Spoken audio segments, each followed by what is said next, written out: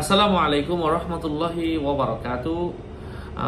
এক মুরব্বী প্রশ্ন করেছিলেন, ঈদগাহের মধ্যে জুমার নামাজ আদায় করা সহি শুদ্ধ হবে কিনা, এ বিষয়ে ইসলামী দিক নির্দেশনা কি, হুজুর আমাকে জানাবেন।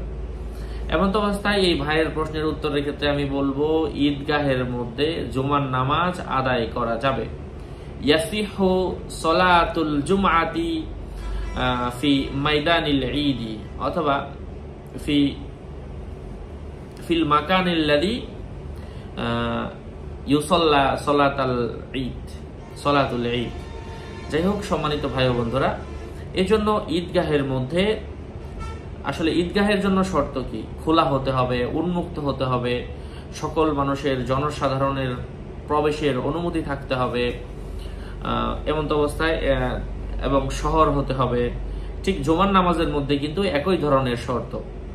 এই জন্য আমরা অবশ্যই জুমার নামাজের মধ্যেও শর্তটা হচ্ছে মানে যে কেউ এখানে প্রবেশ করতে পারবে, নামাজের মধ্যে খুতবা হবে, তারপর হচ্ছে